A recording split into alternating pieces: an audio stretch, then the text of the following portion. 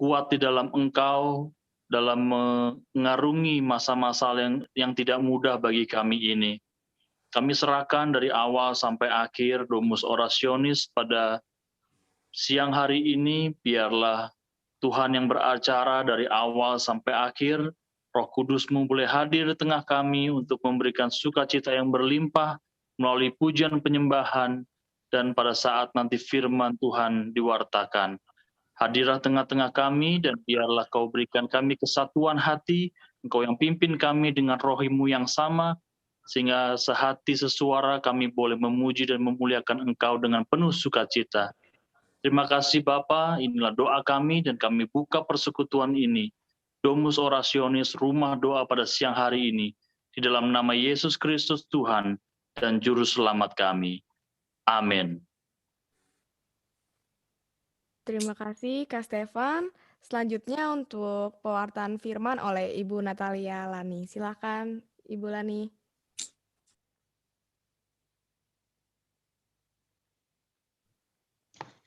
Ya, Shalom para sahabat di Domus dan teman-teman sekalian, sahabat-sahabat yang dikasihi Tuhan Yesus. Apa kabar? Tentu kita semuanya dalam keadaan baik. Saya berharap sekali bahwa semua yang datang di Domus ini selalu sehat walafiat, tetap bahagia, dan senantiasa bersyukur, serta tidak jemu-jemunya untuk berbuat baik. Sebelum kita memulai dengan firman Tuhan ini, mari kita tundukkan sekali lagi, kita berdoa, kita mohon pimpinan daripada Tuhan.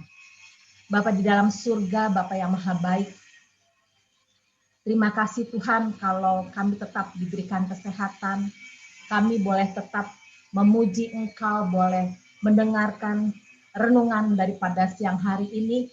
Kami mohon urapan-Mu Tuhan, berikan kepada kami hati yang mau mendengarkan, hati yang mau diajar, dan hati yang selalu bersyukur. Terima kasih Tuhan untuk pada siang hari ini, Engkau berada bersama-sama dengan kami. Dalam nama Yesus kami sungguh selalu bersyukur. Di dalam nama Tuhan kami Yesus Kristus. Amin. Nah Bapak Ibu sekalian, saya senang sekali ya kalau semuanya tetap semangat, tetap semuanya bersukacita dalam situasi dan kondisi apapun juga. Sahabat yang dikasihi Tuhan Yesus, tak seorang pun tahu secara tepat kapan masalah akan datang dan terjadi. Tidak ada yang dapat memprediksi, karena masalah bisa datang tanpa diduga dan tanpa diundang. Kita tentu masih ingat ya, peristiwa banjir pada tahun lalu, tepatnya 1 Januari 2020, itu terjadi banjir yang luar biasa. Dan kakak saya juga yang tinggal di Bekasi, air masuk ke dalam rumah sampai hampir seleher, jadi harus mengungsi. Kemudian setelah terjadi banjir, tanpa kita sadari, tanpa kita mengerti, masuklah pandemi COVID-19. Saat itu kita tidak tahu ya, kita tidak mengerti apa sih itu, COVID itu apa gitu kan. Tapi dari hal-hal yang tidak terduga ini, dari yang kita tidak kenal, siapa yang terkena COVID, sampai siapa yang tak tertolong, itu termasuk juga sahabat-sahabat kita semuanya. Salah satunya Ibu Patricia Besin ya, yang dari Elizabeth Ministry, sampai dia Tuhan panggil itu di akhir Maret. Kemudian setelah terjadi pandemi COVID, sekarang sudah berlangsung hampir 1 tahun, belum lama ini juga terjadi banjir lagi. Jadi ternyata memang tidak bisa memprediksi setiap masalah yang datang, entah banjir, entah COVID, entah kebakaran, entah apapun. Nah, tema pada siang hari ini yaitu masalah datang secara tiba-tiba. Mari kita lihat di dalam Pengkhotbah 9 ayat 12.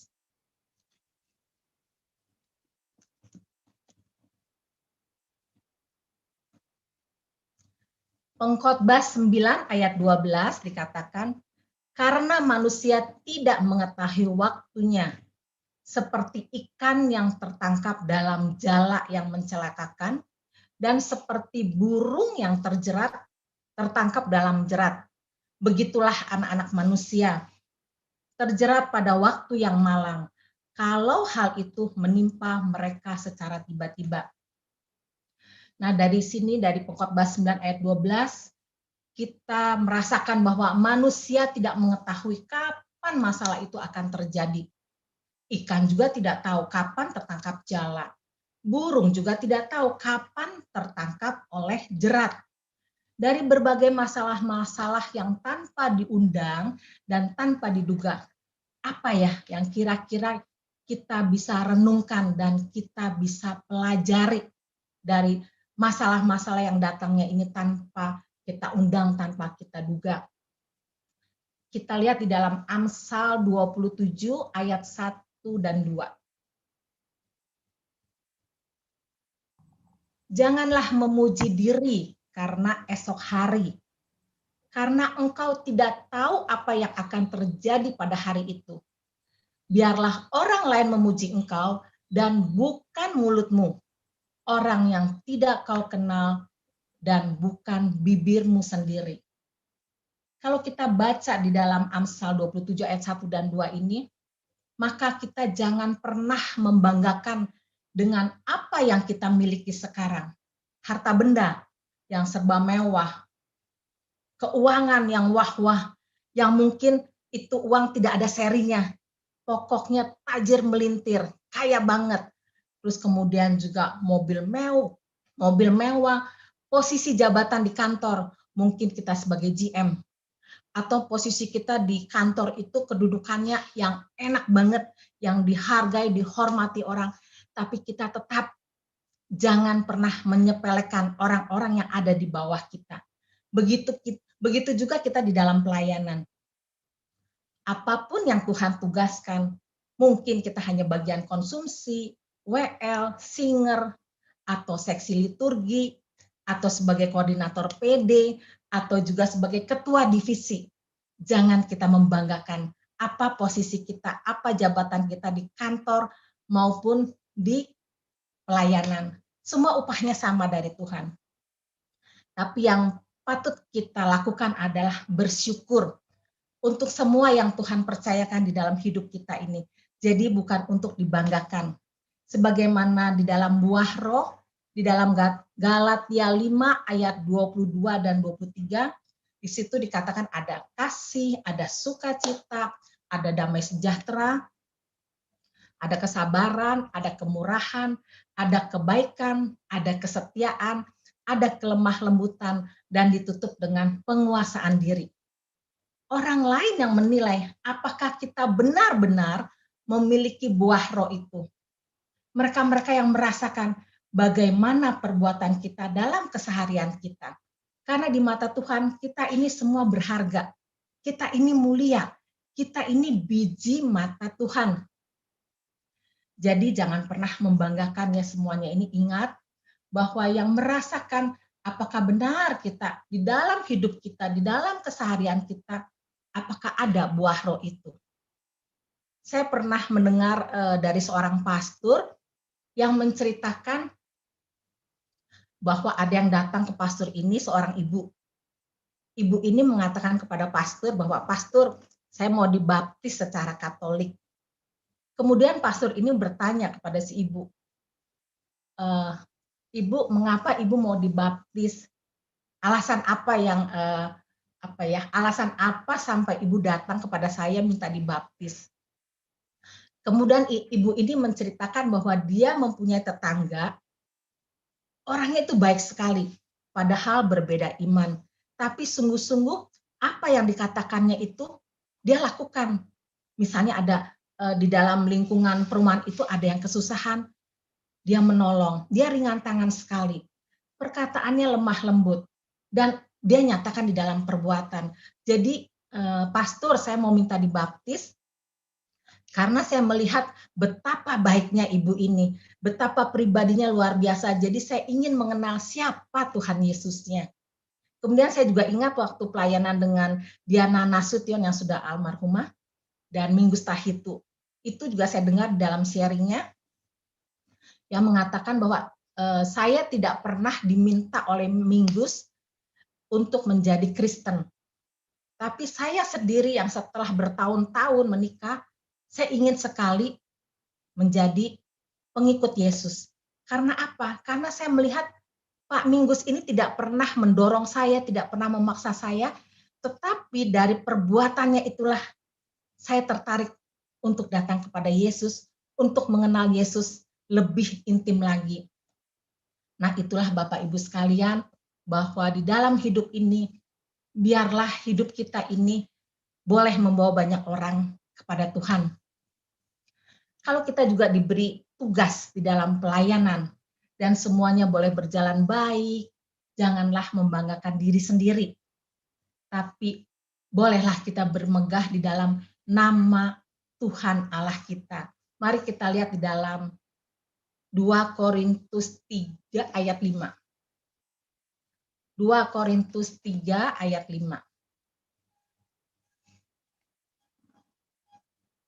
Dengan diri kami sendiri, kami tidak sanggup untuk memperhitungkan sesuatu seolah-olah pekerjaan kami sendiri. Tidak, kesanggupan kami adalah pekerjaan Allah. Nah, kalau kita sanggup mengerjakan pekerjaan yang Tuhan percayakan kepada kita semua, ini semua karena Tuhan yang memampukan, Tuhan yang mengerjakan. Karena tanpa Tuhan kita tidak mampu. Maka marilah kita belajar hidup kita selalu rendah hati, tidak boleh ada kesombongan. Berikutnya kalau tiba-tiba masalah itu datang, apa ya yang dapat kita pelajari lagi? Kita jangan panik, jangan takut. Kalau masalah itu datang memang sih kadang-kadang kita ada rasa takut, ada rasa khawatir, itu sebenarnya normal. Tapi jangan sampai berkelarutan. Contoh saja ya, bukan masalah nih. Sekarang kan kita dengar ada pandemi COVID-19, kalau kita pergi ke supermarket. Kemudian tiba-tiba ada yang dekat kita, batuk terus. Kita tentu panik kan, langsung kita minggir, langsung kita pergi. Karena ketakutan kan. Apalagi dengan masalah yang datang dan bahkan bertubi-tubi, ini wajar sekali kalau kita sampai takut, kalau kita sampai khawatir. Kemudian apalagi ya yang bisa kita pelajari? Yang pertama tadi jangan pernah membanggakan diri, karena segala sesuatu itu bisa hilang, bisa raib seketika. Posisi kita di kantor, kalau kita di PHK, kita tidak punya penghasilan. Semua harta benda kita bisa dalam sekejap juga habis, seperti membalikan telapak tangan. Kemudian kalau yang kita bisa pelajari lagi, hidup kita harus melekat, harus intim, harus akrab dengan Tuhan. Karena Tuhan adalah pertolongan kita, harapan kita. Tuhanlah andalan daripada kita semua. Maka kita mari belajar mulai siang hari ini bagaimana kita hidup akrab, hidup intim, hidup dekat dengan Tuhan. Seringlah berkomunikasi dengan Tuhan. Bukan kalau berkomunikasi harus masuk ke dalam satu ruangan, tidak. Tapi pada saat kita setir mobil, pada saat kita dalam perjalanan, pada saat kita lagi masak, kita boleh berkomunikasi dengan Tuhan. Di dalam hati kita bisa katakan, terima kasih Tuhan, saya sehat. Terima kasih Tuhan kalau Engkau memberikan saya kebahagiaan. Terima kasih kalau saya ini diberikan kekuatan, saya ini diberikan kesabaran. Jadi kalau kita melekat hidup dengan Tuhan, maka selalu ada ketenangan. Hanya dekat Allah saja, maka saudara dan saya bisa tenang. Mari kita lihat di dalam Mazmur 121 ayat 1 dan 2.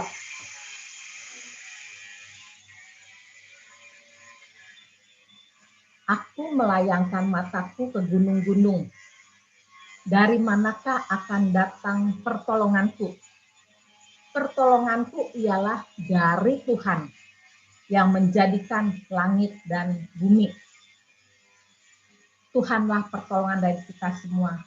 Dia itu adalah sumber pengharapan dan pertolongan bagi saudara dan saya. Wajar, normal ya kalau kita takut, sekali lagi kalau kita takut, kita khawatir itu wajar. Tapi jangan sampai berkelarutan. Mengapa? Karena kita sebagai orang yang beriman harus selalu berpegang teguh pada janji Tuhan. Janji Tuhan di dalam Alkitab ini jumlahnya ribuan. Banyak sekali. Tapi kita bukan melihat berapapun banyaknya, tidak. Tapi kita ingat perkataan daripada Petrus. Kita ingat perkataan daripada Petrus yang mengatakan bahwa Tuhan tidak pernah lalai menepati semua janjinya. Maka kita harus percaya bahwa janji Tuhan itu ya dan amin akan digenapi di dalam kehidupan saudara dan saya.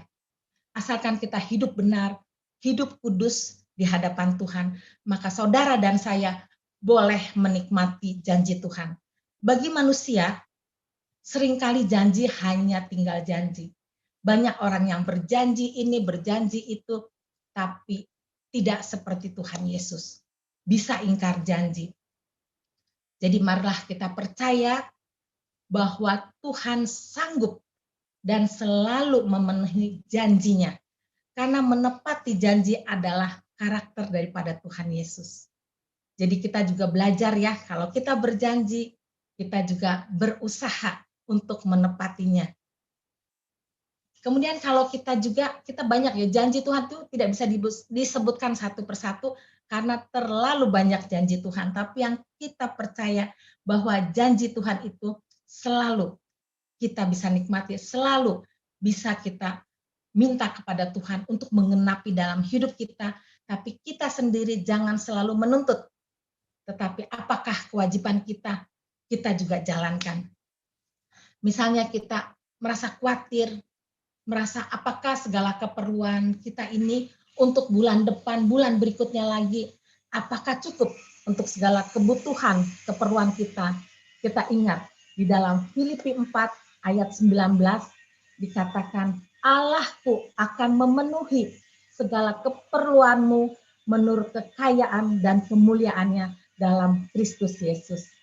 Kemudian kalau kita mengalami tantangan, mengalami masalah yang berat, kita merasa letih, kita merasa lesu. Janji Tuhan juga ada di dalam Matius 11 ayat 28. Marilah kepadaku semua yang letih, lesu, dan berbeban berat. Aku akan memberikan kelegaan bagimu. Jadi luar biasa sekali. Kalau kita khawatir akan keperluan kita, ada janji Tuhan bahwa Allah akan memenuhi segala keperluanmu. Kalau kita merasa letih, lesu, dan kita rasanya udah capek sekali, Tuhan memberikan kelegaan kepada kita semua. Kemudian kita juga seringkali berdoa, bukan sehari, sebulan, setahun, tapi bertahun-tahun kita berdoa. Kita merasa ragu. Benar nggak ya Tuhan bisa menjawab doa saya? Kapan doa saya dijawab?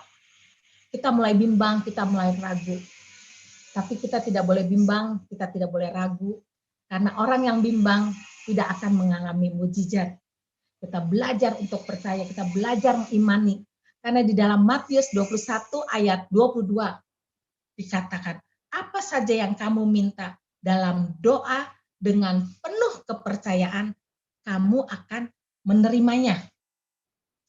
Nah inilah Bapak Ibu sekalian, kalau kita percaya akan janji-janji Tuhan, maka kita akan menikmatinya. Kita pasti mengalami apa yang dijanjikan oleh Tuhan. Kita lihat lagi di dalam Mazmur 139 ayat 1 dan 2.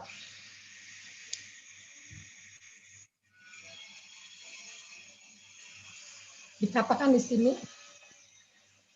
Tuhan, Engkau menyelidiki dan mengenal aku. Engkau mengetahui kalau aku duduk atau aku berdiri.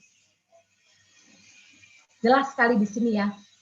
Tuhan, Engkau menyelidiki dan mengenal aku, mengenal saudara dan mengenal saya, apa yang kita lakukan pada saat kita duduk, pada saat kita berdiri, pada saat kita mengerjakan sesuatu, pada saat apapun gerakan kita, Tuhan mengetahui, bahkan sampai pada kedalaman hati kita, Tuhan tahu apa yang ada di dalam hati saudara sekalian. Tuhan menyelidiki dan mengenal, Tuhan mengetahui. Sekali lagi, waktu kita duduk, berdiri, waktu kita berdoa, Waktu kita melakukan hal-hal yang baik, Tuhan tahu.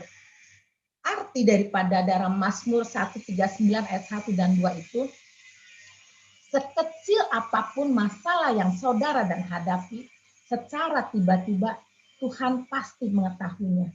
Dan kalau Tuhan izinkan, bukan sembarangan Tuhan izinkan, tapi di balik semua itu, kalau kita tidak mengeluh, kalau kita tidak memberontak, ada mujizat yang Tuhan siapkan. Ada rencana yang sungguh luar biasa yang Tuhan siapkan. Jadi kita juga ingat, jangan pernah mengeluh, jangan memberontak, apalagi iman kita merosot dengan kejadian-kejadian yang kita alami, dengan kesulitan-kesulitan, dengan badai tantangan yang kita hadapi. Tetapi dengan hal-hal yang Tuhan izinkan, biarlah kita menjadi bertumbuh iman kita kepada Tuhan.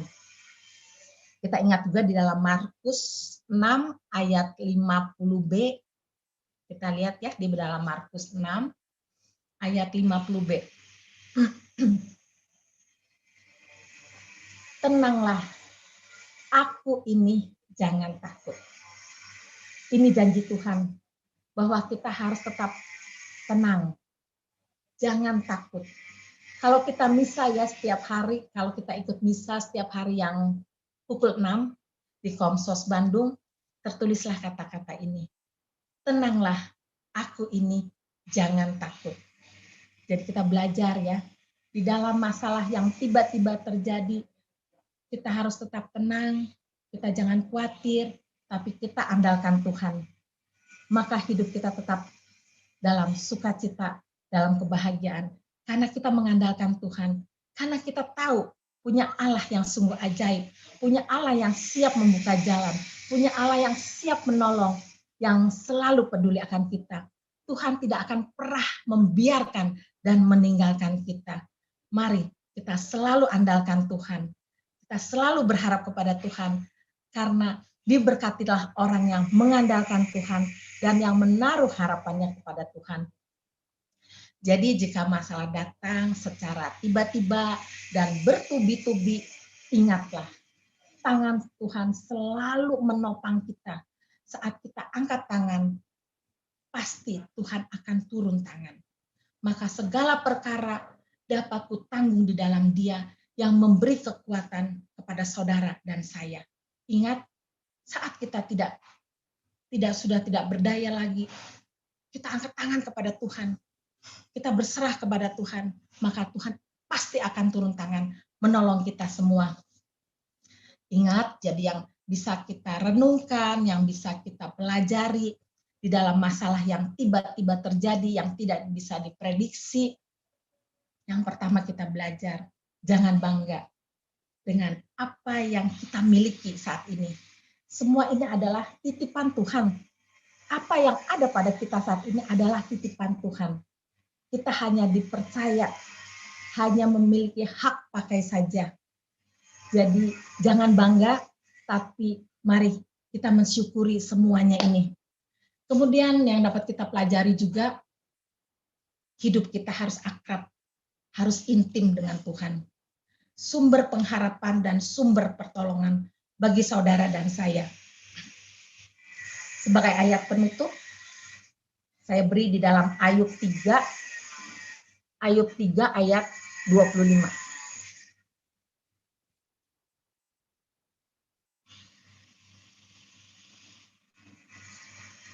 Karena yang kutakutkan itulah yang menimpa aku, dan yang kucemaskan itulah yang mendatangi aku. Sekali lagi saya bacakan. Karena yang kutakutkan itulah yang menimpa aku, dan yang kucemaskan itulah yang mendatangi aku. Nah, saudara-saudari yang dikasihi Tuhan Yesus, kita jangan mau dibelenggu oleh ketakutan dan jangan mau diprovokasi dengan kata-kata yang mengintimidasi seperti tadi. Apa yang kita takutkan itu yang menimpa kita, apa yang kita cemaskan itu yang mendatangi kita. Jadi ingat, kita jangan mau dibelenggu oleh ketakutan, jangan mau diprovokasi, dan jangan mau dengan kata-kata yang mengintimidasi. Tuhan mau buat saudara dan saya yang hadir saat ini, Tuhan mau hidup kita menjadi cemerlang bagai emas murni. Kita harus lewati ujian demi ujian. Supaya kita apa? Supaya kita bisa naik kelas. Jangan putus asa, jangan menyerah dengan keadaan situasi apapun saat ini. Segala kesusahan Tuhan, kita tahu. Tuhan tahu kok. Sekecil apapun masalah kita, Tuhan tahu. Dan ingat, Tuhan selalu peduli bagi saudara dan saya juga. Jadi kita harus melewati ujian-ujian yang dihadapi supaya kita naik kelas, dan Tuhan juga pasti beri kita ekstra kekuatan, ekstra kesabaran, sehingga saudara dan saya bisa keluar sebagai seorang pemenang, bahkan lebih daripada pemenang. Tuhan memberkati kita semua. Amin. Terima kasih banyak Ibu Lani untuk firman-Nya yang sangat meneguhkan untuk kita terus maju terus kalau kita menghadapi permasalahan, terus mengandalkan kekuatan Tuhan dan selalu Amin. berpikir positif. Amin. Maka dari itu, selanjutnya kita akan melanjutkan dengan doa syafaat. Mari kita sama-sama angkat pujian yang berjudul Jangan Menyerah. Lagu ini mau mengingatkan kita semua bahwa walaupun masalah mungkin bertubi-tubi datang, tapi kita harus selalu ingat Tuhan dan jangan pernah menyerah dan berputus asa. Mari kita nyanyikan dari hati kita. Kita mau pandang Tuhan, bahwa Tuhan selalu ada untuk menolong kita.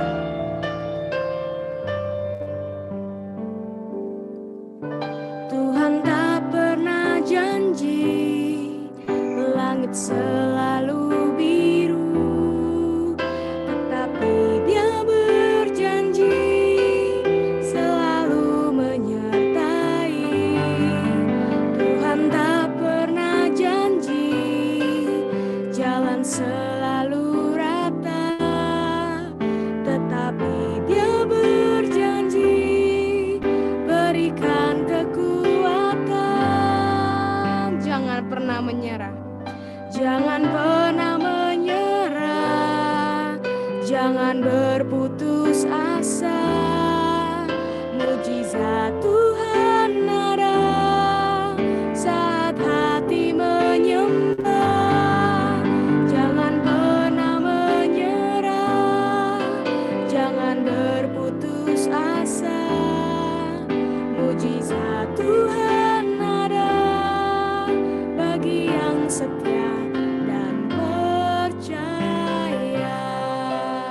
Amin. Mari kita terima janji Tuhan bahwa Tuhan tidak pernah meninggalkan dan akan selalu memberikan kekuatan. Mari kita nyanyikan sekali lagi dari awal.